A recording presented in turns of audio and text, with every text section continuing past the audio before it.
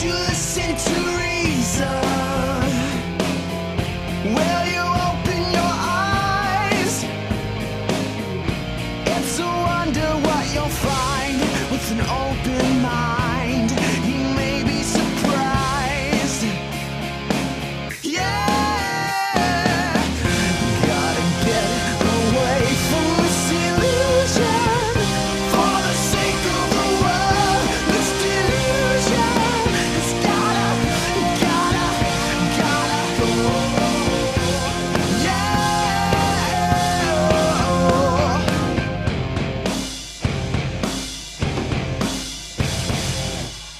We're coming to you live from a vortex, apparently. But how's everybody doing? We're live. It's the Atheist Experience. Today is Sunday, December 6, 2009. I'm your host, Matt Dillahunty. Joining me this week, Jeff D. Welcome back. Hi, Matt. Hi, folks. Filling in, we had some substitutions. Everything looks kind of dark. I don't know if it looks dark there. It almost looks like I'm, maybe some kind of monk with a halo, and who knows. I'm sure I don't. I have this lovely special effect here on my chest today. Yeah, Jeff is partially see-through, which That's right. we didn't plan, but we'll take it. Iron Man chest thingy. As you'd expect, this is live TV. This is a live public access television program sponsored by the Atheist Community of Austin, a nonprofit educational organization promoting positive atheism and the separation of church and state. The ACA has weekly meetings every Sunday at Romeo's on Barton Springs Road beginning at around 11:30, except for the first Sunday of the month when we host the lecture series at the Austin History Center beginning around 12:30. That's located at the corner of 9th and Guadalupe. This morning was a lecture. We had Dr. Jay Banner come down and talk. I've heard it was really good. I was unable to make it. We'll have the January lecture information available at the website, www.atheist-community.org, where you can go to find more information about the ACA, including a frequently asked questions page, information on our other efforts, and a schedule of events. In addition to this program, the ACA also sponsors a bi-weekly internet audio podcast called The Nonprofits. That's PROPHETS. And you can go to nonprofitsradio.com for more information. I laughed at the bi-weekly because we've really been off the air for a couple of months now. But there will be, I'm happy to announce, a special end-of-the-year edition of the Nonprofits on December 19th. And it'll probably be a much longer show than normal. We'll get the podcast out, and we'll also hopefully be able to announce when the show will be resuming its regular schedule, which will be some Saturday in January, and then we'll be back on our bi-weekly normal schedule. In addition to the media outreach programs that the ACA is involved with, we also have a number of social events, including the brunch that was previously mentioned. And after this program's over, we get together to go to dinner at Threadgill's on Riverside. We're on the air till 6 o'clock. We'll be down there around 6:30 or so. Also, there's a happy hour on Thursdays at the Dog and Duck Pub beginning at around 7 p.m. See, I can't read that. But anyway, it's 301 West Riverside Drive. Any atheist or atheist-friendly person is welcome to come to any of our events. You don't have to be a member to attend, but if you're coming down to preach, proselytize, provoke, pester, punch, any of those things, please don't. This is a live call-in program that we simultaneously stream over the internet. You can find out more information at the website for the TV show. That's atheist-experience.com, and there's information there about how to connect and watch the stream live every Sunday from 4:30 to 6 p.m. Central Time, and you can participate in the chat room if you're a really brave soul, and you can call in from anywhere. They'll have the number up for you. Oh, we've changed colors. We'll have the number up for you shortly. As a matter of fact, we'll probably get the number up in just a minute. I want to go ahead and show the schedule if I can, because we've missed 2 weeks. The studio was closed for training for 2 weeks ago, and then was closed for an extended Thanksgiving holiday last week. This is December 6th. And everybody knows that there's this crazy holiday thing going on up here, but you'll be able to notice right there on the list, we're on every week, the 13th, the 20th, the 27th, the 3rd, and the 10th. We're not going to be interrupted, as far as we know, for any special events. So it'll be show after show after show after show, doing what we can to make up for the downtime over the last couple of weeks. And we're very appreciative of all the people who have been patient with us while we did the summer at Dillahunty International Studios. Now that we're back in the studio, we had a number of audio problems that plagued us for a few weeks. Some very helpful listeners sent in information. We also had Frank and Joe and Steve and John and Shelley and everybody in the back desperately working to figure out what went wrong in this studio renovation that prevented us from being able to take calls without feedback and everything.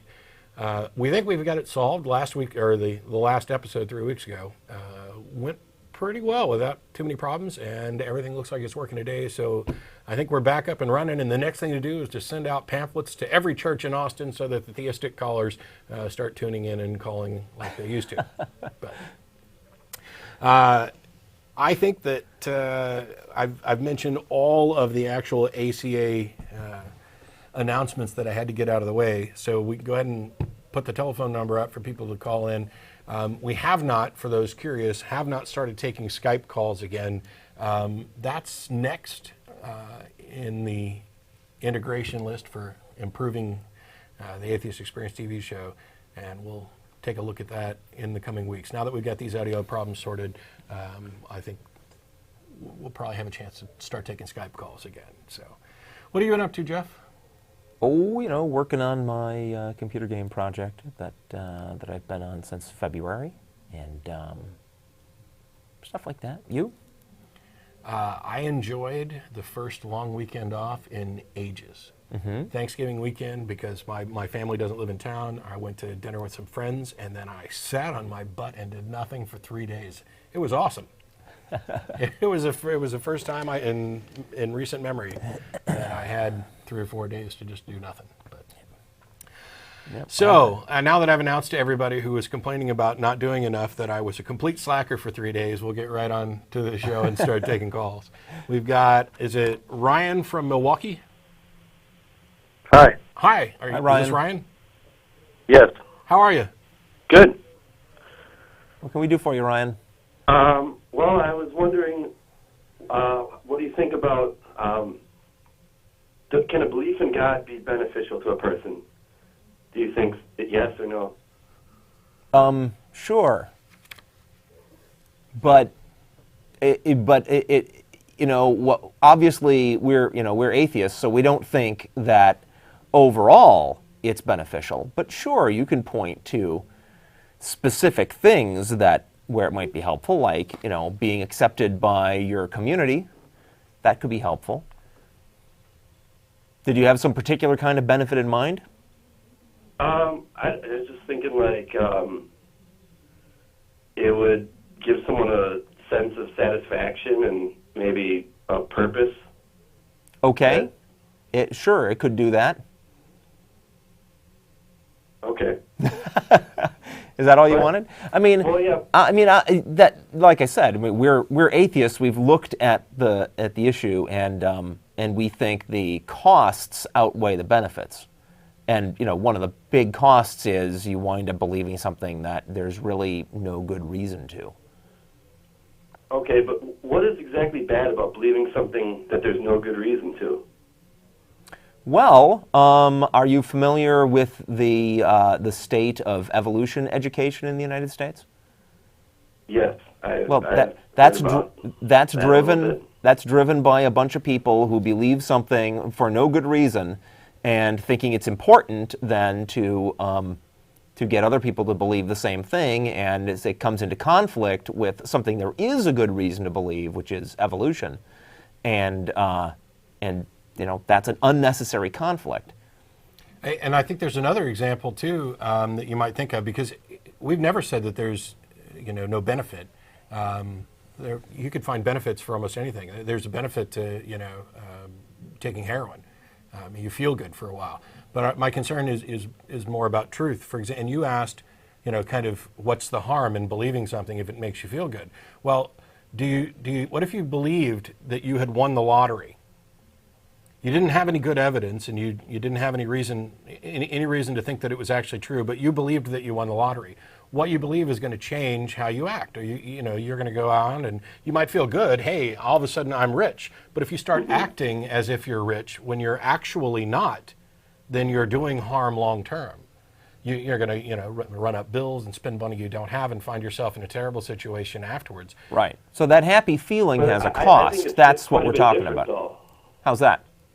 Well, because, like you said, if you think you won the lottery and then you run up bills and whatever, it's going to come back and get you. Yeah. But when it comes to a belief in God, you'll never know until you die. Well, so it doesn't really. But it's not. The consequences of religious belief here in the U.S. are, things like the interference with evolution education, which is a consequence that is happening now. We don't have to wait until Christians die in order to find out whether they were correct in interfering with the teaching of evolution.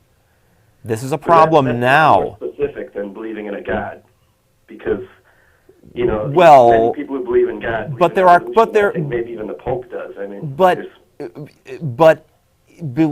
beliefs have implications, and the rejection. There are of course people who believe in God that accept evolution, right? But a lot of them don't. And the ones that may think that evolution is okay, even though they believe in God, may reject medicine. We've got what is that? Christians that are against taking medicine and wind up killing their kids. Christian scientists, Christian and Jehovah's scientists. Witnesses. Right?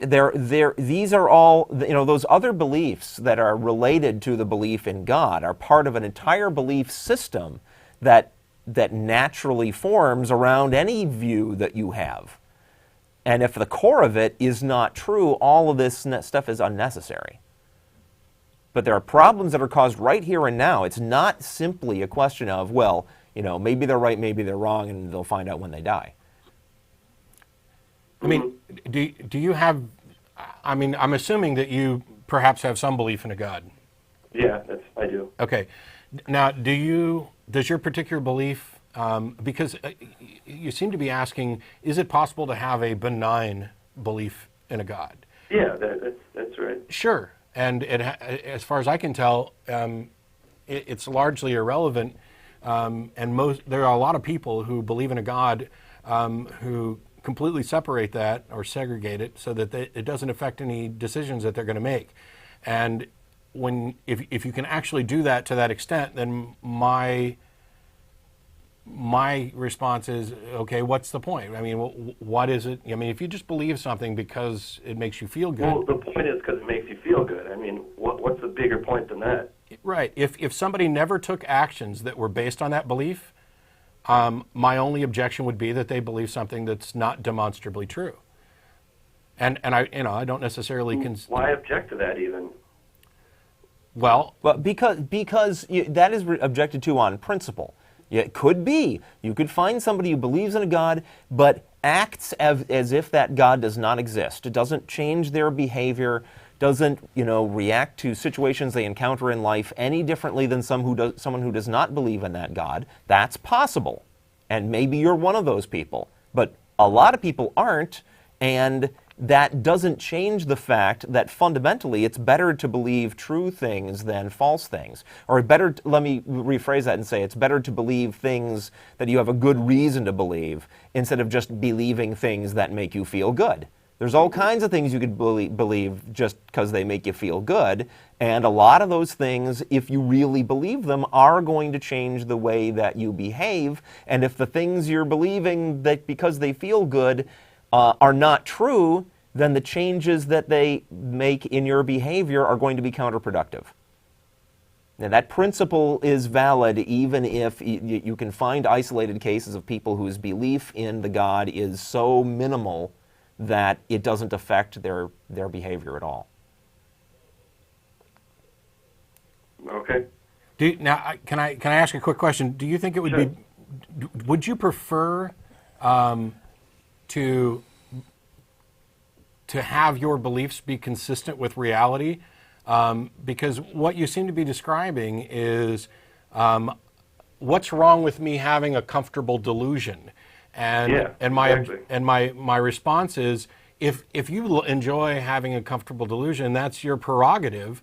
But I am not comfortable with that, and I think that we can demonstrate that having a worldview that is consistent with reality and as delusion-free as possible is the best way to go about making decisions. Because even though you may think that your God belief doesn't really have any effect on anything else, it seems to me that in order to justify that, you have to commit some logical fallacy. You have to train your brain, or your brain has to have been trained, to accept non-truths that are comforting. And while it may not necessarily fall into a slippery slope, any brain that is trained to accept delusions because they're comfortable in preference to truth is one that is likely to repeat this same error in other errors in other areas where the consequences are much more dire. Would you agree with that? Yeah, I think that's definitely a possibility, but I think in many cases people often separate like reality from their beliefs. So, I mean, I know many people who have a belief in God. In fact, most of the country does, and aside from a few people, I don't know, terrorism or whatever, most people seem to have pretty normal lives despite the fact that they believe in God. That's like 80%, I'd say, but not everyone. Yeah, I think partly is you may have some confusion about what it is that we would object to. I mean, obviously, I'd prefer that I lived in a world full of people who were free from delusion, who cared about truth, who were working together, towards the betterment of society. But the average person who just believes in a God and doesn't really let it affect anything in their daily lives, I don't consider them to be of any great harm, with the exception of the fact that they provide cover for those who do. This is something that Sam Harris has come up, has mentioned on numerous occasions, and that is that liberal and moderate believers provide safe sanctuary for the fundamentalists and extremists. The extremely vocal and well-funded minority of this majority that would seek to limit the rights and freedoms of others, and by using the same labels, the same holy books, they kind of give validation to ideas that are demonstrably, obviously harmful, in order to protect their own comfortable delusion. And I'd say that means that there is a problem. Maybe not for the individual. You have to look at this beyond the individual. I may be comfortable my entire life believing something that's not true, but that belief, I don't live in a vacuum. I share a planet with other people. So my beliefs inform my actions have consequences, and this probably is out to everybody. Anything else, Ryan? That's it. All right. Well, thanks a lot for calling. Yep, thanks for taking my call. Sure, appreciate it. Yeah, this reminds me of a billboard I saw driving down to the studio today. Some local church is advertising on a billboard that that their church is exciting and new and different because they talk about ecology. It's like, wow, we're they're like mixing ecology and theology is the way that they're marketing it. And while I certainly appreciate any Christianity-based religion that gets away from the notion that, oh, God gave us control of the planet and A, we're free to do whatever we want to with it and not worry about consequences, and B, God will step in and fix everything anyway. Therefore, we're against all ecological concerns. I certainly appreciate a church that sets that aside and doesn't go that way. But to me, misses the point entirely.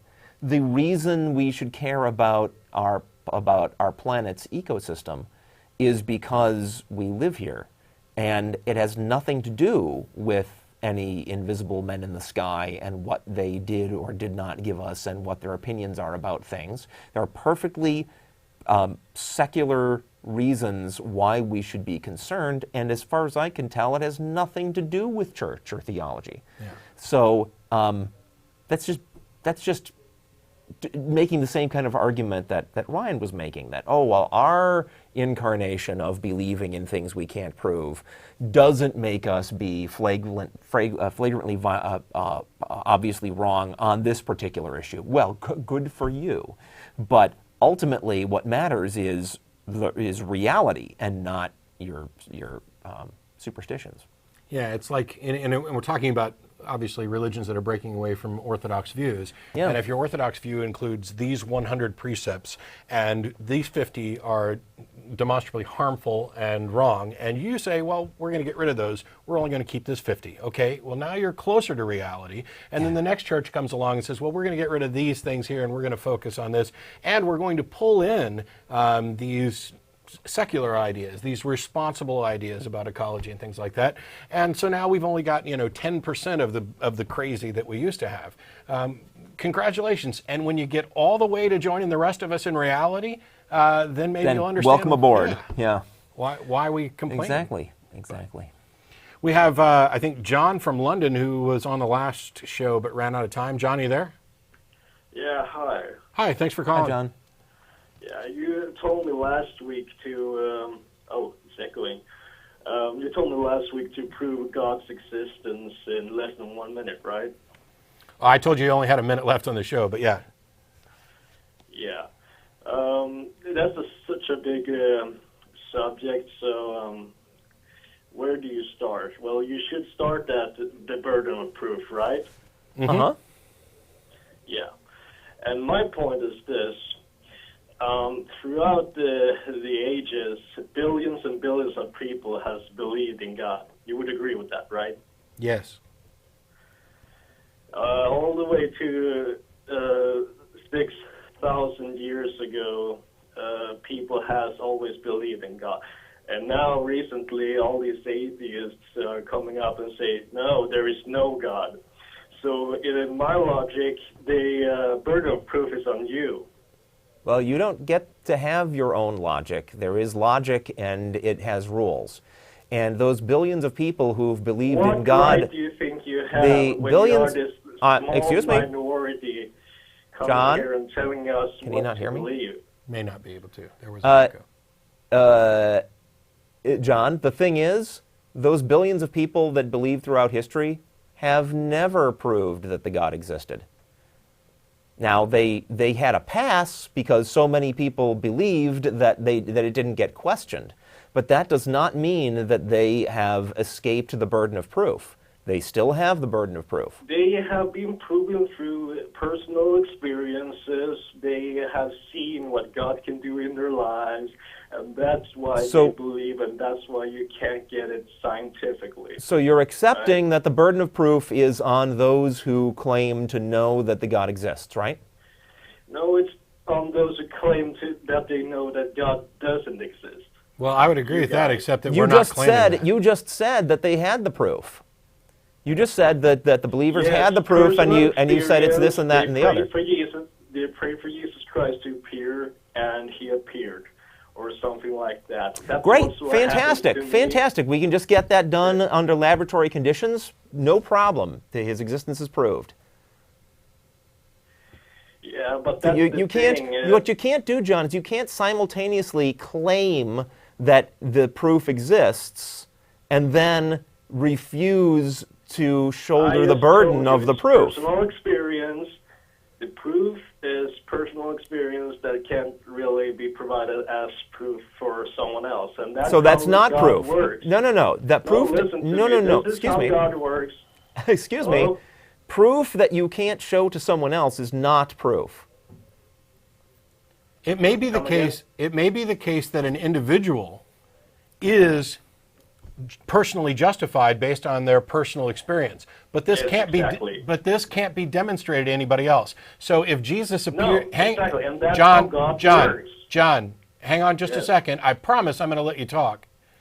If Jesus appears to you personally, just shows up, bam, there he is. Yes. You may be justified in your belief, but I wouldn't be justified in believing based on what happened to you. Revelation is necessarily first person. Yes. Exactly. Okay, so what reason do we have to believe? I'm not telling you that you shouldn't believe if you have proof. I'm saying that until you can demonstrate proof, I'm not going to believe, and I do not see that your belief is justified. Jesus Christ has appeared to me when I prayed for him, and that's how I justify my own belief. And then you have guys like Kent Hovind and Ray Comfort and, The Way of the Master. and they can prove Banana scientifically Man. for you how No. the Bible is correct. No, Basically, no, they can't. They have You think several we're not times. aware of those guys and their arguments? And actually, I'm starting to think that this is a prank call because you picked two of the dumbest, most batshit crazy ass-hattery guys on the Yeah, I planet. know they have. Kent Hovind has a bad reputation at the moment because he was sent to jail, so I can understand that. But I'm not a prank call. I don't appreciate that you call me a prank call. I didn't. I said I suspected that this might be a prank call. And in any case, you're referencing Kent Hovind, Dino Man, a guy who thinks that the Earth is 6,000 to 10,000 years old. Yeah, and I do too. Well, unfortunately, reality completely disproves that and disagrees with your personal opinion. What evidence do you have to make that claim? What evidence do We're not the Yeah. ones. We are not the ones making the claim. Scientists You who just made the claim. we're informing you of what is said by people who professionally study these things. So if you have a problem with that, you go ahead and argue with paleontologists, with cosmologists. Go ahead and do that. All we are doing is we are accepting the findings of people who have seriously spent decades studying what the facts are. And the And Christians have spent thousands of years studying the Bible. Okay. And you think that that studying a book written 2,000 years ago that Yeah, is but that. listen to me. I'm afraid Yeah. this guy is just not letting us talk. You're going to let me finish, or we're going to hang up on you. Okay, finish. So you think that people having studied one book over a period of 2,000 years is on the same footing as people who have spent centuries of diligent, serious, peer-reviewed scientific work studying the world around us? Really? I'm going to answer that with an analogy. How old is The Origin of Species? The book? What difference does it make? Do you think that scientists, that biologists now think that evolution happened because they study that one book? Is that where you're going with this? No, Yes, that's exactly. complete And then- nonsense. That is complete nonsense. You have no book idea is- what scientists actually do. They take claims and they actually test them. And they do it Yes. not just inside their own head, where they can have a feeling that Jesus has appeared to them because they prayed to him. They do this under laboratory conditions where they can demonstrate the results to others. What they have to say is valid and worth paying attention to. Yeah, but you can't do that with God. because You're right, he- you can't. And therefore, by Well, let me corollary, explain why. what religious believers say has happened to them personally does not deserve to be taken seriously for that exact but same let reason. me answer that. Let me turn. answer that statement. I'm fine. Sure.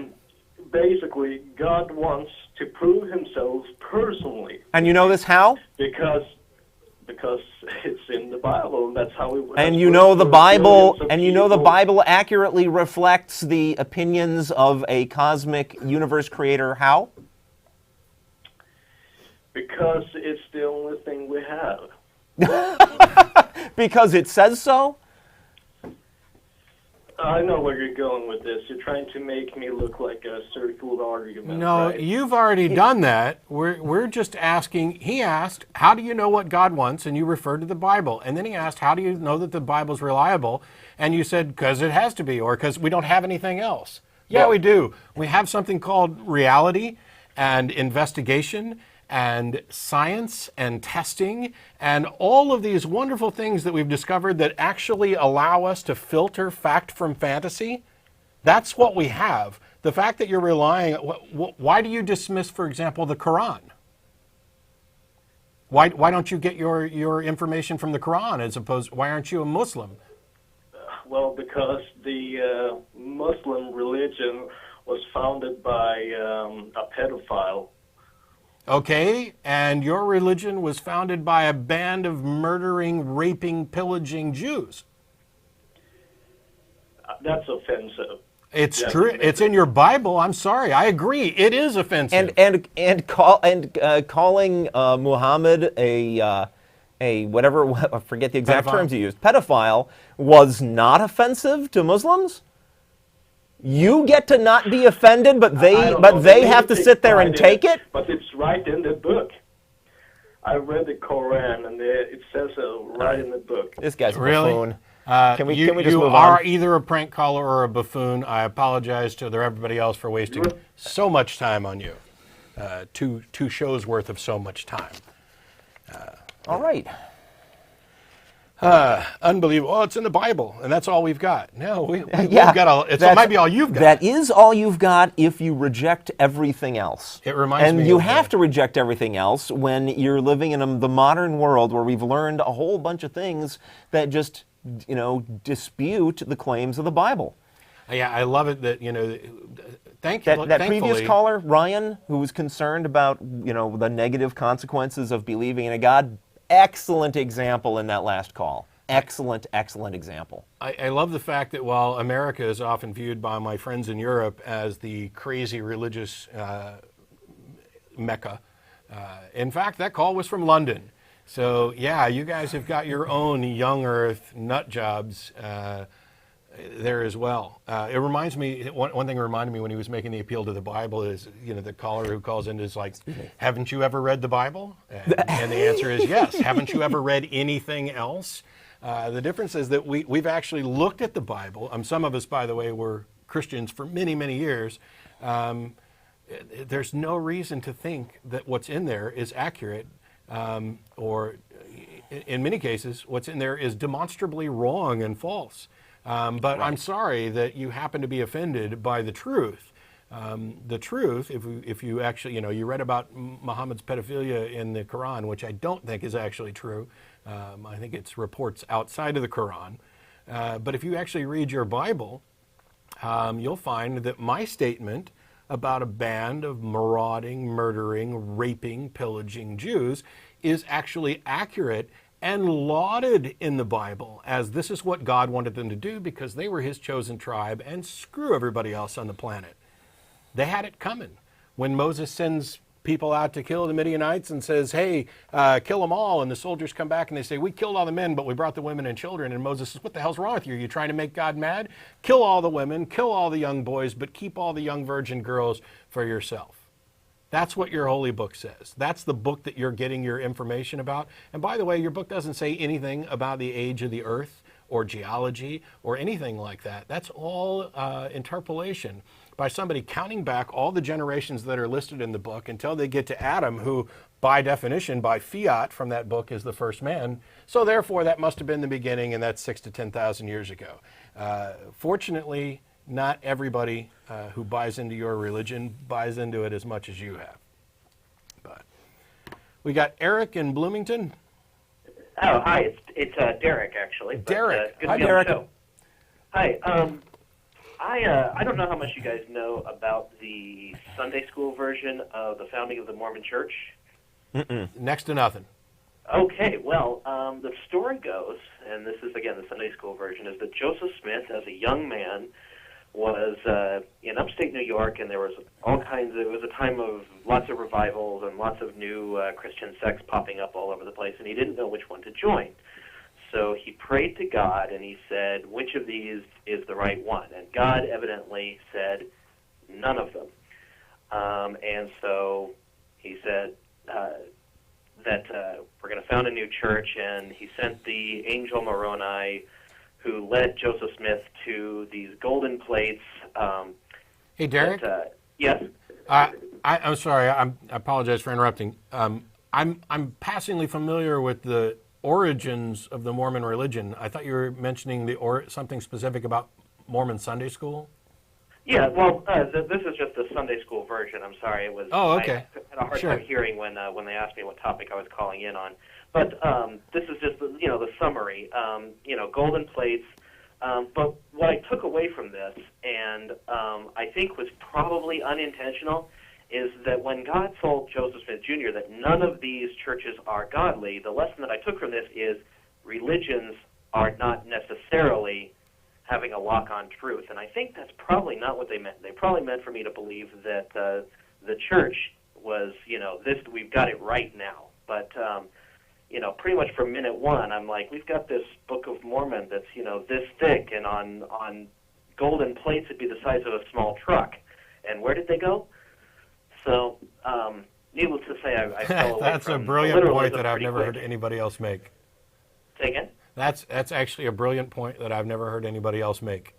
Okay, well, yeah. And I actually wasn't a member of the Mormon Church. It was the Reorganized Church of Latter-day Saints, which is now called Community of Christ, because no, we're not the Mormons, just got too long-winded. I really what it is. They say it's not, but, I haven't been a member of the church in a long time. And one of the other reasons that I'm calling is the Community of Christ landed itself in the news a couple of weeks back, and I actually emailed you, Matt, about this, and you shot me a quick note back, which I really appreciated. But ever since, to make a long story short, there were some lay ministers in the church, a grandfather and three of his kids. The church didn't get itself in trouble. No, the church did not. A particular lay minister committed some atrocities, and it's not in any way tied to the church. It's not like the church endorses, killing people and burying them in your backyard. No. And I'm not calling in to defend them. What I'm calling in about is this: I've got this cognitive dissonance going on because I left the church like 10 years ago, and I've never looked back, but I never really had any bad experiences going out of it, and so when these allegations come up, I found myself like uncommonly defensive. And I didn't know what to make of that. And I just wanted to call in and get your take on it because, I have a hard time thinking about it because, on the other hand, I don't know of any other scandals. I mean, I know of no teaching from the church that would lead to that. But on the other hand, it's like you were telling the last caller, or the first caller, rather, that when you have a religion and you have bad people in the religion, the fact that they were lay ministers, to what degree did that give them deflection of suspicion? Yeah. And I don't think that there's anything to worry about. I mean, you mentioned being a little concerned that you were defensive. You weren't necessarily defensive of the church. You were defensive of the truth. That's fine. Mm-hmm. That's fine. It's a matter of fact, it's laudable. It's something that we should all engage in, and that is that. It often, especially in the news reports and things, things get blown out of proportion, and there are a number of fallacies where one thing is linked to another that is irrelevant. You hear about, for example, a woman was robbed today at the corner of 35th and Martin Luther King Boulevard, and the defendant or the suspect was black. Okay. Well, thanks. I mean, maybe that's something you could include in the police report, but by and large, that type of thing is because of a stereotype and portrays a stereotype, the assumptions along those lines. So when we hear about a church has gotten itself in trouble, those of us remotely connected to the Mormon Church, those of us who have been involved, and those people who care about the truth are reasonably defensive in saying, okay, there's a difference between what these individuals did and what the religion does. Until you can draw a causal link between the two, it's not really worth mentioning. Apart from the point that you made about diverting suspicion, that the church protected them. There's a difference. There's a difference between, for example, the Catholic Church actively shuffling pedophile priests around and helping them avoid prosecution.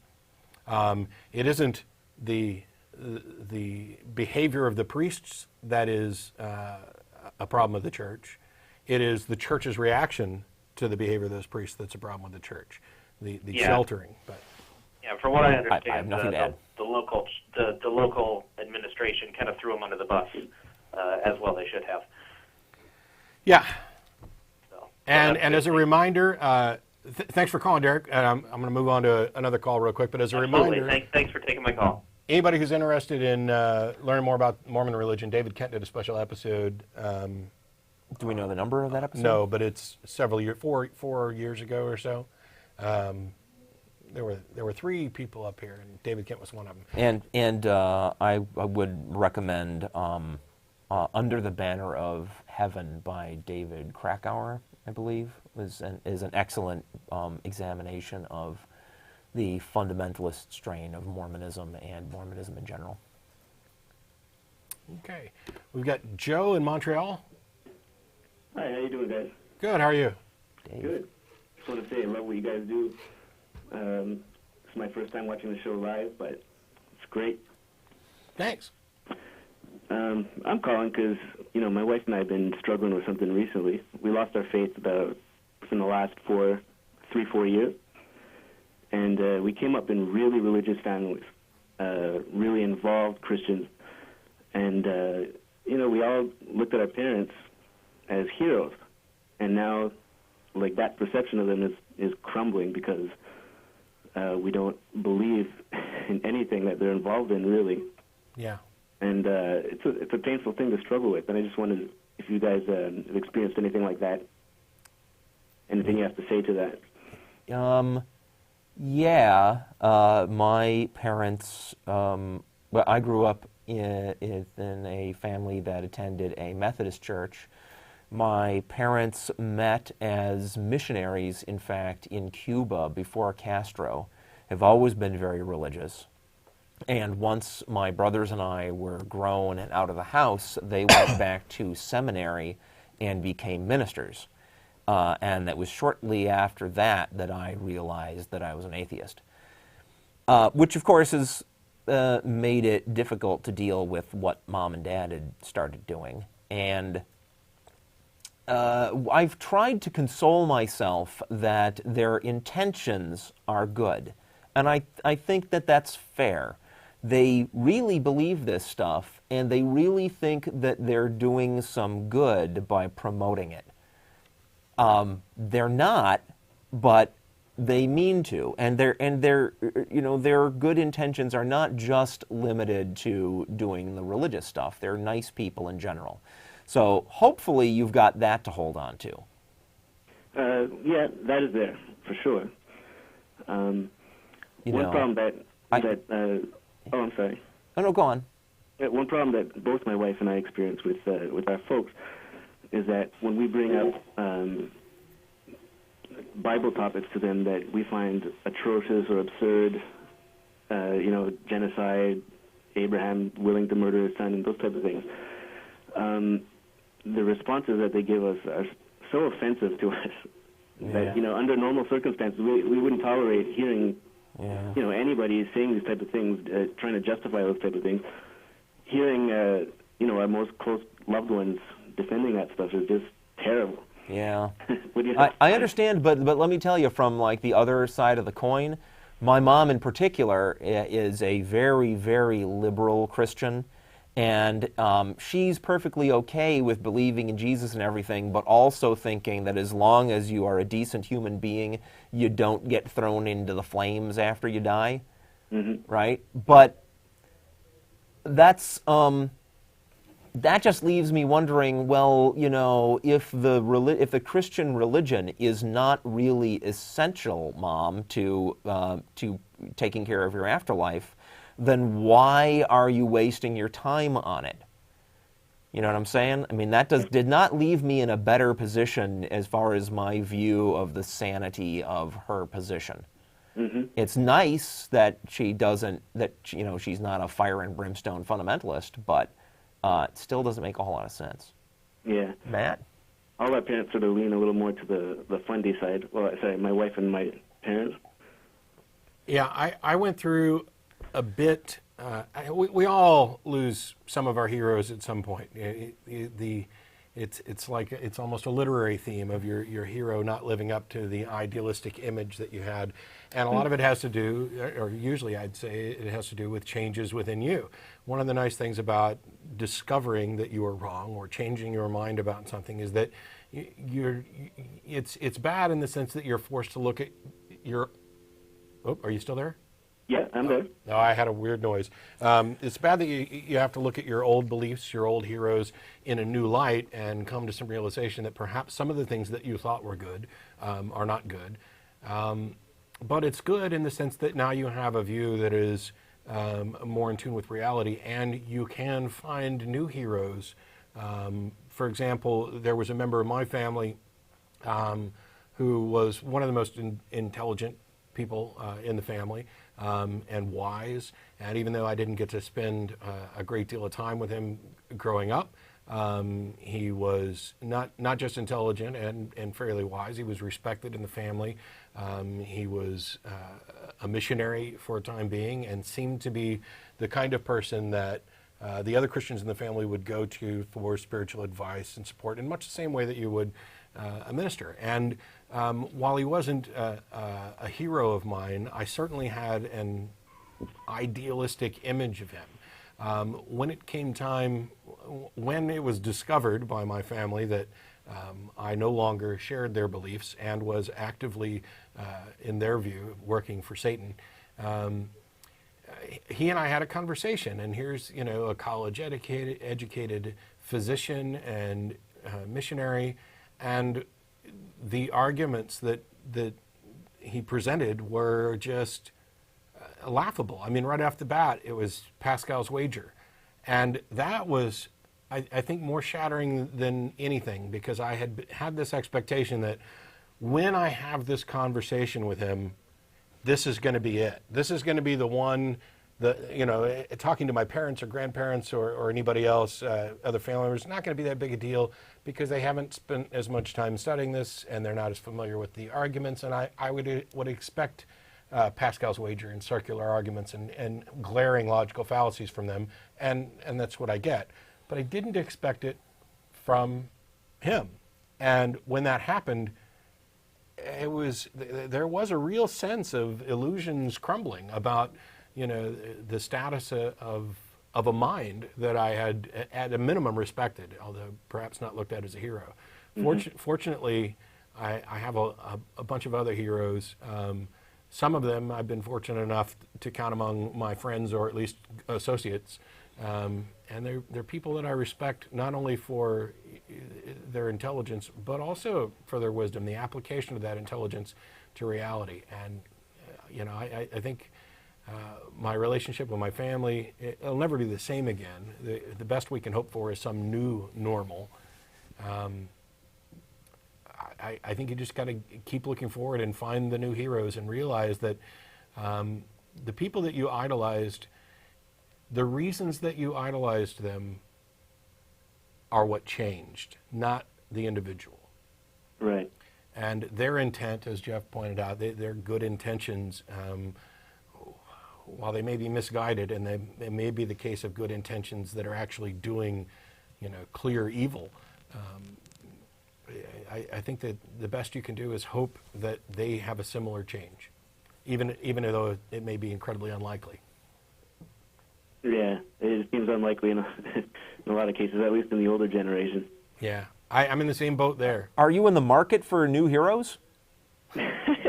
Well, I mean, I do have heroes of my own, but for sure, I mean, I'm always open. I can recommend. It's more a matter of, I'm sorry. Yeah, I can recommend the celebatheists.com website, which is a nice collection of information on a lot of people in science and entertainment and throughout history who have been atheists, that you can look around through and say, oh, this guy whose work I have already appreciated, why, he's also an atheist. Isn't that great? Yeah, that's great. Well, thanks. You're welcome. And also, for I'll give a quick shout out. There's a bunch of bad information on YouTube, but there's also a bunch of good information on YouTube. One of the individuals that I might count him amongst my heroes, or at least people that I admire for the work they're doing. Look for Aaron Ra on YouTube.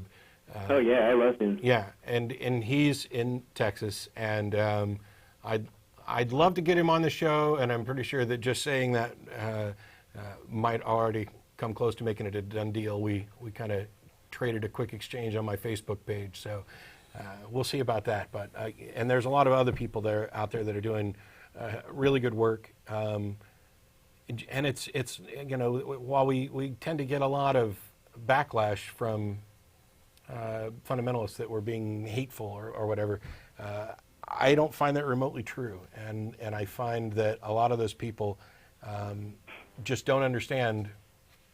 Their worldview is so perverted by their religious beliefs, and that for the same reason that we can no longer idolize them, they cannot possibly understand why we might idolize others that are similar to us. Right. I'm trying to do my part on YouTube as well. Great. As best I can. All right. Well, thanks a lot, Joe. Appreciate the call. Thank you. Yeah, there's a bunch out there. There's also a bunch of nonsense, and we've talked about quite a bit of that before. Yeah.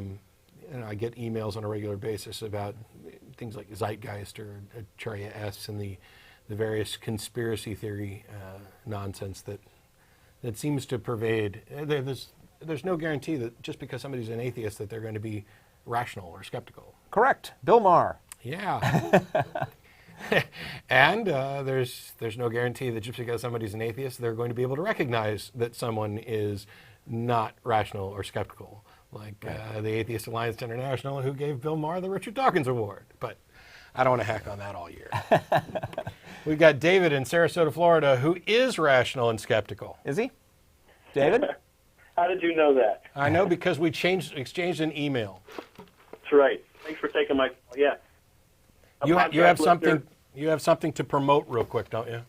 Yeah, I sure do. Just want to let you. I'm sorry, I'm hearing some background there. Just want to let you know about the Suncoast Skeptics, a new rational critical thinking group in the Sarasota area, but we're going to try to move beyond that if we get enough play. And the meetup site is meetup.com/Suncoast Skeptics. Okay, your audio is breaking up. I don't know what's up with the call, but it's meetup.com/Suncoast Skeptics, correct? That's right. Our first event is January 8th.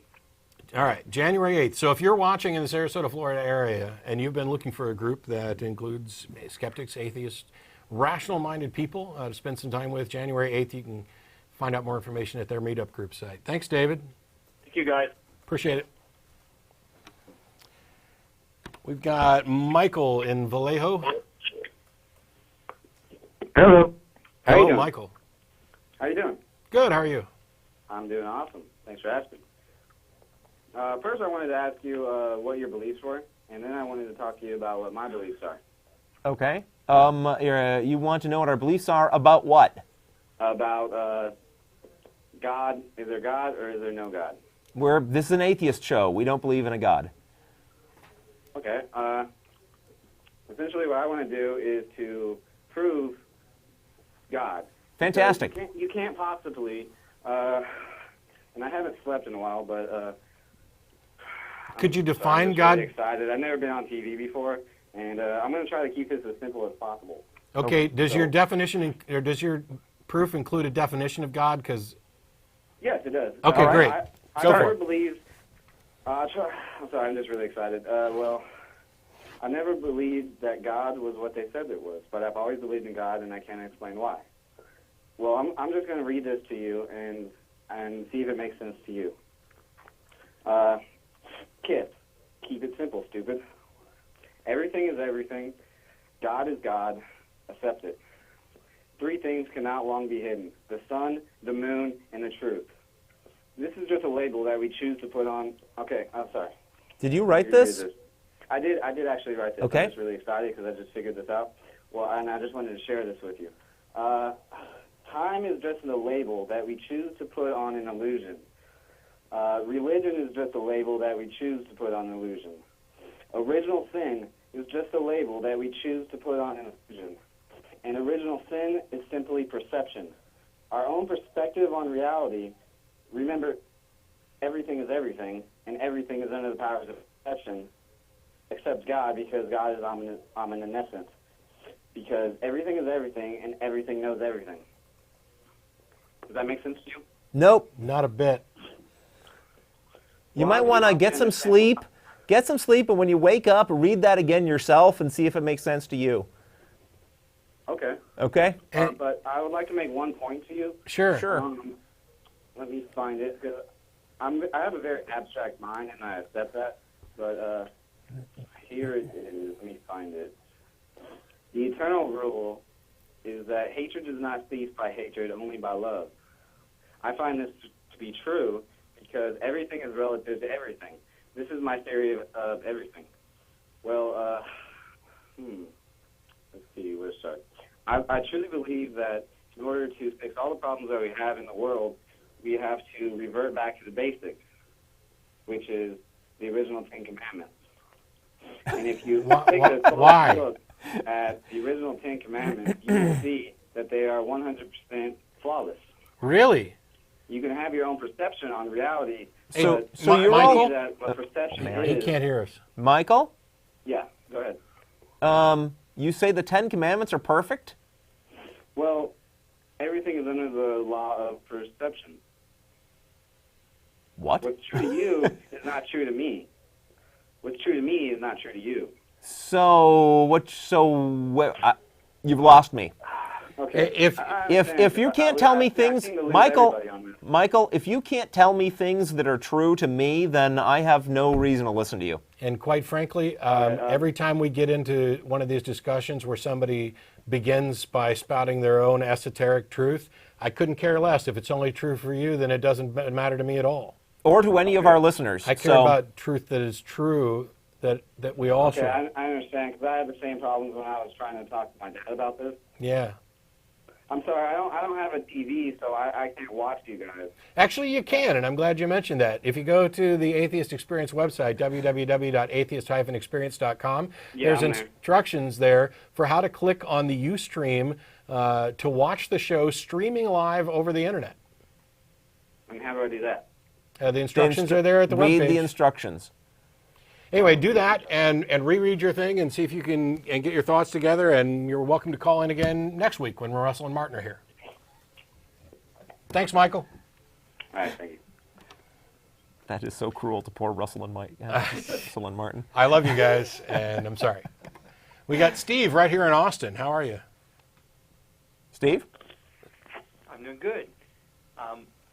Just watching your show, and you had brought up Zeitgeist, and I had seen that maybe a year or so ago. And although I do have some objections to it, you had other objections to it, and I just wanted to. I don't watch you guys all the time, so what do you object to it in particular? Wow. Okay, the movie's basically in three parts. The first part is about Christianity. And the last two parts are conspiracy theory bullshit. The first part is also conspiracy theory bullshit, and what happens is they take a bunch of disparate facts and they weave together a story that on the surface seems fairly compelling in order to reach a conclusion that is entirely unjustified. The fact that there are similarities between the Jesus narrative and other mythic savior figures is interesting and potentially tells us a lot about the people who create these myths, but it does not lead to the conclusion that the entire Christian religion was invented in the 4th century by the Pope and the Knights Templar and the Freemasons. Also, there's a bunch of unscholarly crap in there about, right off the bat, where they're talking about sunset, the English word being derived from the Egyptian god Set, and then where they try to connect paganistic seasonal religions to the imagery within Christianity is, to me, just over the top, and it's pretty much a case of I'm finding similarities between these two things, and so they must be related. Correlation isn't causation. And there are people who have spent their lives in good scholarship studying the history of these, of this religion and other religions, and investigating how they interact. And we know that religions adopt from other religions. We know that they change over time. We know that there is this mythopoetic structure that we use to create our heroic figures and saviors. And it's not surprising then, as similar creatures with similar goals in similar societies constructing similar myths, that we end up with similarities. To claim that this is because Christianity is just an invented overlay onto a previous pagan religion is, in my estimation, unjustified, and in the estimation of some of the more scholarly authors that I've read, is the same. But I find Zeitgeist to be an abominable film that takes a handful of valid points and strings them together into such obscene nonsense that I want to start wearing a tinfoil hat. Okay. Cool. Well, thanks. Thanks, Steve. Bye. I knew I should have mentioned Zeitgeist. So while we're waiting for the next callers to queue up, I want to remind everybody, because it's 5:30, the show's on till 6 o'clock, and after the show's over, we get together and go to dinner at Threadgill's on Riverside. I'm sure they'll pop the address up now that they've realized I'm talking about it. The phone number's up on the screen now. You'll be able to call from anywhere in the world, but as a reminder, since I haven't done this in a while, if you're calling from outside of Austin, please be patient, because we'd prefer callers local. We have a preference for contrary callers. I mean, we appreciate the people who call in to say, I love the show. And anybody who's got anything interesting to discuss, we're always open for that. But we do try to show a preference for callers that would provoke the kind of discussions that we're here for. If you're just another atheist who wants to talk about X, Y, and Z, come to dinner. We do a lot of that at dinner, and a lot of things that have nothing to do every night with religion. Also, you can email tv@atheist-community.org. That goes to myself, the co-host, the other people behind the scenes who should show themselves, since camera 3 is now working.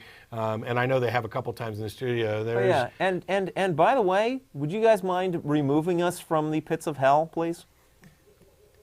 I personally have an issue with that, and I don't know if you're trying to... That's not hell. That's Martian. I'd like to not be in hell, please. Oh, great. I'm in with you guys. Now we're really in hell. No! So, John, Frank, Joe, Steve, Shelley, all of them back there.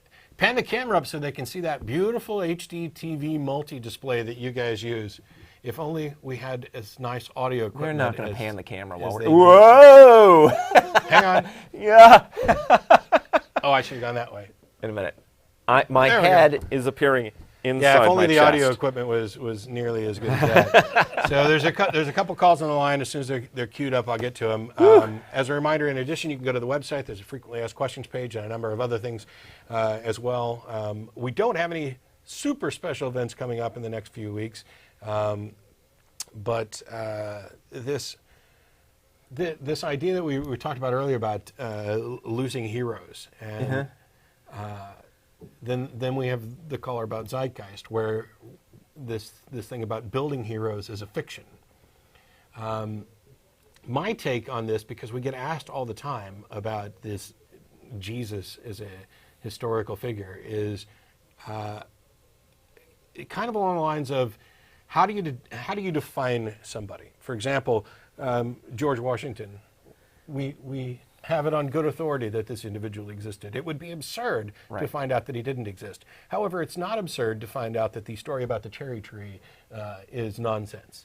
That this little bit of myth has been glommed on to a life, a real life, one that is as historically verifiable as almost anybody else's. So when you say Jesus existed, what do you mean? Do you mean Jesus, this character as represented in the Bible, who said the things that he's reported to have said and performed the miracles that he's reported to have performed? Do you mean that individual existed? Because I see no reason at all to think that individual existed. What I have no problem with is the idea that there may have been and likely was an individual, or perhaps several individuals, who lived around that time, whose life story had mythic elements glommed onto. Now, whether or not this those happens all the time. Yeah, whether or not those were borrowed from other traditions or not, doesn't equate to a conspiracy. But the people who would claim, and it's just nonstop, that the Bible, as one of the early callers did, Kent Hovind and Ray Comfort can demonstrate scientifically that the Bible is true. No, they can't. No, they can't. There's not a single extra biblical contemporary account of any event from the life of Jesus.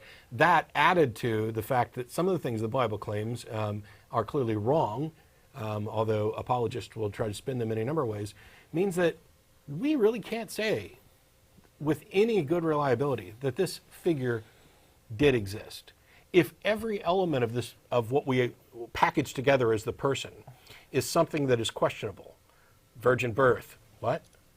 Walking on water, what? The words, which don't necessarily match, which we don't have originals of, which we have no, good reason to think are anything other than sayings and stories, and the fact that they may have come from other written traditions. What exactly is it that you're saying existed? That's the important point. And I'm not sitting up here saying, Jesus never existed, that's nonsense, you shouldn't worship that, that's blah, blah, blah, what's wrong with you? That's not the way this works. I'm simply saying that, even if he did exist, there's no evidence. But I am here saying the angel Moroni never existed. So let's not give the impression that because we're willing to accept that there may well be an historical basis for the Jesus character in the Bible, that therefore we think that there's a bit of truth behind every single piece of religious mythology that anybody cares to describe to us. And remember, you can't have Moroni without moron. But we've got Michael in St. Louis. Hello. Michael, you there? Yes. Hi, how are you? Good. By the way, I think you guys should change the background. This one's kind of boring. Yeah. I'm not a fan of this one either. Can't win. Try something else, guys. Experiment. Anyway, my question is about the word atheist, because a lot of shows like this one are using the word atheist, and I'm wondering if you think it's kind of a misnomer, since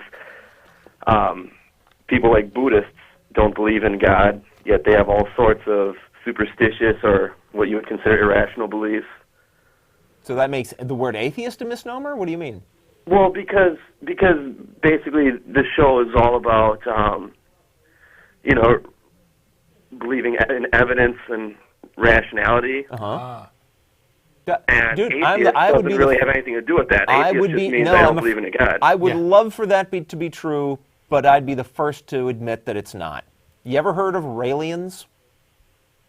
Yes. Raelians are atheists. They don't believe in a God. What they do believe in are space aliens. And not just in general. I believe it's incredibly likely that there's other intelligent life in space, but I don't believe they've been here, that they seeded life on Earth, and all this other nonsense that the Raelians believe. But I cannot deny that they're atheists. They are. Atheist is not some term that, if it applies to you, that means you're perfectly rational about everything. Wish it were true, it's not true. So what I'm saying is, shouldn't you come up with a different word? Like, I've heard people use the word... if we came up with some word that meant we're like the perfectly rational people, we couldn't use it, because we're not perfect. Well, not perfect, but what about the word pluralist? Who? Like, Pluralist, have you heard, from Thunderfoot. Pluralist stands for physical evidence and reason logic. Yeah. It's people who don't have any superstitions or anything like that. Yeah, and before that, there was Bright, and... any of those. Yeah. Those are all perfectly fine terms for the subset of people that those terms apply to. It doesn't make atheist a misnomer. We'd still be atheists. It's almost like calling a Christian someone who believes in the Holy Spirit. Be calling a Christian a theist. A Christian is a theist because they believe in a God. See, here's the problem. Yes, we're not just on this show to talk about atheism. As a matter of fact, there's not much to say about atheism. We are, though, atheists, and we are here talking about reality. We are talking about whatever God or religion the caller happens to talk about. We also happen to be, Jeff and I, skeptics, rationalists. Yep. There are I'm a bright. Are you a bright? I could be a bright. I fit the category for bright. I just don't like using it. There are any number of labels that might fit me. Bright, humanist, secular, rationalist, skeptic, atheist. I use the atheist label primarily because it's the one that gets that addresses the issue that I find most important. For example, within the whole community of skeptics, not everybody is a theist, is an atheist. There's a subset of skeptics that are atheists. And it's fine that there are skeptics who don't care at all about the religious issue. They focus on homeopathy or psychic claims or whatever else. That's fine. It's all good stuff, and I applaud them. And I go to TAM, and I am friends with skeptics, and I am a skeptic. I am focused on this subset. For example, not all atheists are skeptics. So whatever that overlapping subset is, that's what I'm focused on. But I fit both categories. There's no reason for me to pick either label over the other. I just do. Yeah, I think it's more important that for everybody to understand what the terms mean, and so that when they're used, you know what's being said, than it is to find some perfect magical term that will exactly specify the particular tiny subgroup you want to fall into. And I've got a Venn diagram that you won't be able to see. There's a circle right here, and it's theist. Everything outside is, according to the definition that I use. Mr. Camera's trying to zoom in. That's I can't see it at all. Yeah, it's zooming in. There.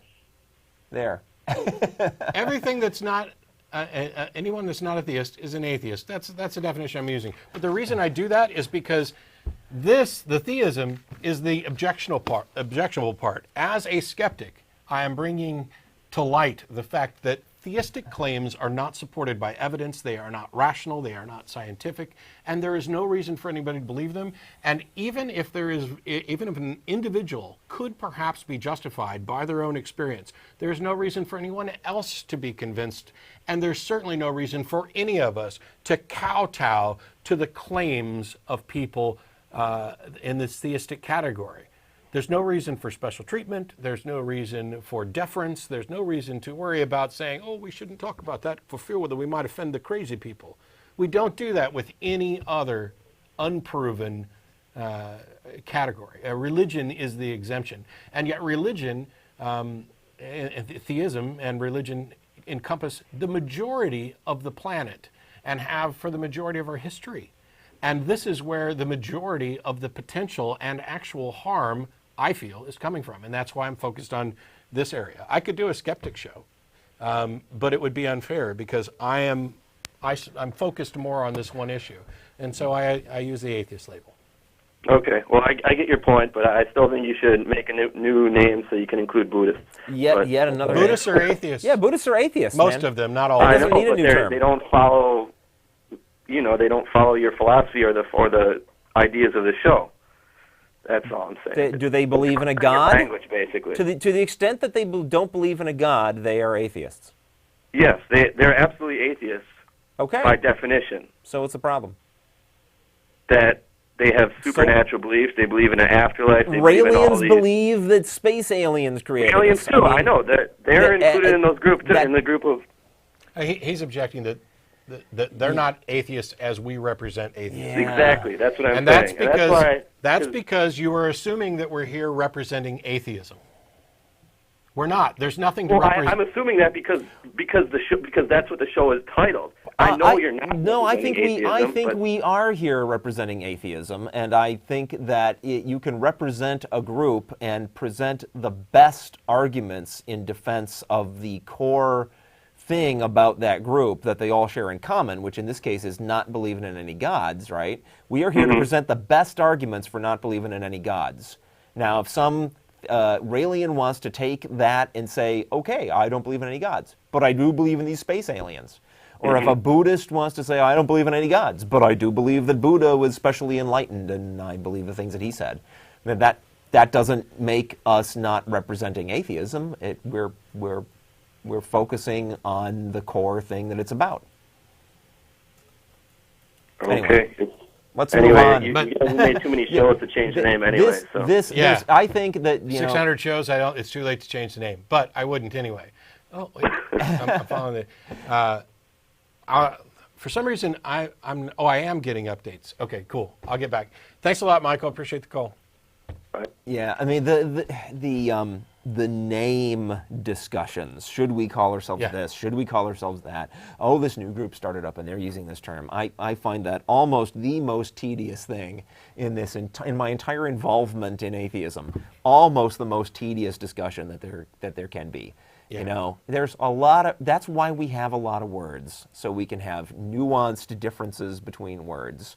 But, you know, trying to impose a particular meaning on a term that's already got a meaning, or trying to make up a new term to cover some new subgroup, it's like, oh, good grief. It's almost as bad as trying to redefine it. Sam Harris tried to promote this, let's get away from the atheism word and use another one, and I ripped into him on an episode of Nonprofits last year, or maybe in the past year, for doing that. The thing is, it's too late. You can't put the genie back in the bottle. Ask a pluralist, are you an atheist? Yep. Ask a bright, are you an atheist? Yep. Oh, they may deny it, they may not use it, but when you say, do you fit this category that I would call atheist, their answer is yes. And the only reason to change that is to avoid the baggage. Well, you can't avoid the baggage. Instead, I am of the opinion, and I may be wrong, that it's better for us to adopt that label, wear it proudly, and try to change people's perceptions to eliminate some of that baggage, to enlighten people as to what we're really talking about. We got, is this the same Steve in Austin or another Steve in Austin? Another Steve. Hey, Steve, how are you? Pretty good. Listen, I was going to talk about evil. Somebody came up to me and asked me, or told me, they said that the worst thing that they thought was being called stupid, and they just really hated being called stupid. And I told them that they were so stupid for giving me that amount of information. And I thought it was funny. They thought it was evil. Maybe it was both. I don't know that the two are mutually exclusive. But I see things. I just see things as kind of funny because I kind of split the spiritual world from the, or the ethereal world from the corporal world, and it just seems funny that, you know, when I read the Bible, it seems to me that the Jews went after some people that worshipped cows, and then turned around and started worshiping a day of the week. And it seems like they're doing the same thing. Not following you. Well, the Jews have the Sabbath. Uh-huh. And when the Jews left Egypt, it was the land that they took over, the people were worshiping cattle or... Yeah. They don't worship a day of the week. They worship on, they may have, you know, particular important religious practices that they conduct on a particular day of the week. Well, they call it a holy day. Sure. And they do it in a holy land. Yeah. And I'm saying, holy cow, what's the difference? Okay, on some level, it doesn't matter to me whether they worship a day or worship on a day. The very idea that they're worshiping something is the issue. Yes, that's true. But if you're going to, you know, it's kind of like, are you doing stand-up somewhere in Austin, Steve? Would you care to let our audience know where they can see you? No. Okay. Because you're doing a comedy routine on us, and I'm sorry, we're not laughing along because we actually care about these issues. I see a lot of things as funny, but basically it's the split is between. For me, it's the ethereal is like the surface, and the corporal is like the stuff. And you know, people throw things at you from cosmological or science or any number of ways of trying to describe that. You know, the surface. You can gain a lot of information about what's inside from looking at a surface, but the surface is not real. And from that point, you could say, well, God isn't real. But in a way, you would also have to say, you know, if you took it deeper, you'd have to say, okay, what do we know about this surface, and what do we know about consciousness and who we are? And you would have to look at it and see how we are mapped out, you know, in our brain, which is basically a surface. And we are not that surface. We are the pattern inside of it. I'm going to stop you because my eyes are glazing over. The whatever language that you're using, and I don't mean that as a slight to say that you're not speaking English. I'm saying the specific words that you're choosing are these vague, ill-defined. I have no clue what you're talking about. The surface, the ethereal, Why is there a weed behind my head? The surface. Oh, I got you. Good one. I just don't get what your point is. Okay, well, again, my point is basically that there is a consciousness and there's emotions, and when I try to map them out, people's eyes glaze over because I guess it's just too complicated for them. Yeah, thanks. Thanks for Okay. your call. Cool. That's right. It's too complicated for us. It's not. Has nothing to do with what was in the pipe. Nothing had nothing to do with the content of what he was saying. Being kind of pointless and Somebody called it, rambling. what was it, the glass pipe fallacy? You can only believe that if you're on crack.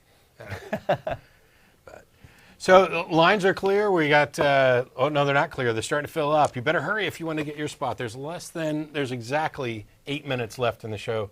Wow, this has been a big day for people's personal philosophical ramblings. Yeah, usually it's just my day for personal philosophical ramblings. You want to roll the dice? Just really screw over the control room? We just take a call without... Hey, I don't know if you've been screened. I'm on line 3. Who's this? Yeah, this is Chuck. Can you hear me? Hi, Chuck, Chuck, did you talk to a call screener? No, but Good. I'm all right. I'm not going to sing. I don't care. I was just willing to throw caution to the winds. What do you got for us, Chuck? Oh, okay. Well, I've been listening to y'all for a long time, but I haven't tuned in quite a while. But today, y'all are getting a lot of really freaky people, a lot of freaky calls. Anyway, I just wanted to say something. All of you people who, really haven't got it together, your religion, whether you believe in it or not, I always tell people to just read about the Inquisition, and that'll explain a lot of things to you about religion. First of all, I don't think that we would even have Christianity today if it wasn't for the Inquisition. And for the people who don't know what the Inquisition is, that was lasted about 700 years in Europe. And pretty much, if you didn't believe in God, they hung you or burned you at the stake or, destroyed you. And, if these people who are confused about religion, if they'll just go to your computer and type in Inquisition and read all about it, and that'll kind of, help them, maybe, shed a little light on this problem that they're having with religion. Yeah, the Inquisition was the time when Christianity was like the Taliban is today. Exactly. And that was kind of pretty much, in fact, the last time I brought up the Inquisition, I was at a party and they said the Taliban, they force people to be Muslims, I guess, or Islam or whatever. They force people. I say, well, do you remember? Do you know anything about the Inquisition? Yeah. And that kind of, Christians, they really don't know. They don't know how to come back from that. Yeah. Yeah. Well, they will say, now defending Christians for a moment here, they will say, well, they don't deny that people can misapply the teachings. Right. That it's part of their belief that people are inherently sinful and will do bad things. But then, my response to that when talking about things like the Inquisition is, so what you're telling me is people are so bad and your teachings are so unclear that for a period of 700 years throughout an entire continent, there could be practically nobody who was properly following those teachings. And you think you're still part of the same religion, even though it went through that 700-year period. Yeah. Right. And that's probably a better response than my normal one, which is to say that it's not a misapplication of the religion. It's the proper application if you read the book. Either one of them, it's the willful ignorance, especially of modern Christians, is appalling. The only good thing is that, we've dragged their religion kicking and screaming out of the Dark Ages and made it a little more socially responsible and tolerable. Okay, how much credit do they get for that? None. The fact that they became better people and stopped, It's the example that I've used over and over again. If you're beating somebody on the head with a stick and I make you stop, I'm not violating your right to practice your religion. The fact that they stopped because everybody else around them kept sneering whenever they would, beat somebody over the head doesn't earn them cool points. Right. Yeah. I mean, I am, I'm an atheist, but I guarantee you, if somebody came and knocked on my door and dragged me out into the street and said, convert to Christianity or die, I would become a Christian so fast, they'd make me a saint. Yeah, anybody can play lip service. Yeah, you're only saying that, of course, though, because they can't get away with that right now. Right, but they did from about 1200 until 1800. Right. And Chuck, we're talking 1800. I mean, that's only a couple of hundred years ago. Yeah, I gotta let you go, Chuck, because there's another call waiting, and we're almost done with the show. But thanks a lot. We've got Alan here in Austin. Hello? Alan? Hello. Hi, Alan. Hi. Yeah, I was wondering if I've heard that aliens came down and interbred with humans about 200,000 years ago to create the people that live on Earth today. And I was wondering if you had heard about that. I know that there's people that believe that, yes. Okay, yeah, because I'm reading on Wikipedia about these huge megalithic structures, and it just doesn't seem that people could have made those. It seems like aliens came down. You don't think people could stack up blocks? I recommend a website called the Skeptics Dictionary. Okay. Yeah, that sounds like a good one. Okay. Yeah. Thanks for your call. Okay. The idea that people couldn't stack up blocks always catches me by surprise. Yeah.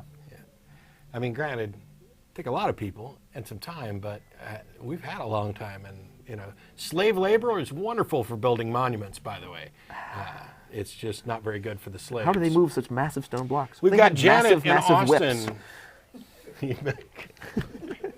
Hi there. I wish I'd have not. Hi. I'm going to stop talking because Jeff says funny stuff. Hi, is this Janet? Hi, yeah. You get to be the last caller, and you've got 40 seconds. Oh, no. I know. On that last guy, I think it was, we're bad science projects of scientists from other planets. Yeah. Is what we are. But I did have a friend that was an Iranian, and she had a rent house, and she had it completely destroyed. And I said, why did you rent it to those people? And she goes, because they said they went to church every Sunday, and they were Christians. Anyway, I thought that was pretty funny. But the last comment is, don't you think people do need something to believe in? I mean, people are weak. They have to have something to believe in. You had a caller a couple of weeks ago that said, hey, I'm not racist. I gotta cut you off, Janet. We're out of time. I would do something bad we'll if answer. I didn't have something to believe in. We'll answer. I think it's a fine thing to believe in stuff. Just people should make more of an effort to believe in stuff that it seems to actually be true. And I'm not cynical enough to think that people need a watchful sky guardian in order to be decent. Thanks a lot to everybody for tuning in. Thanks to the people behind the scenes who are making the show work better and better every week. There's the information about our credits and stuff. You can join us at Threadgills shortly. We are out of time. We'll be here again next week. It's Russell and Martin. Enjoy. I'm going to duck. Look. Aha. It's like a Mario game. Wow.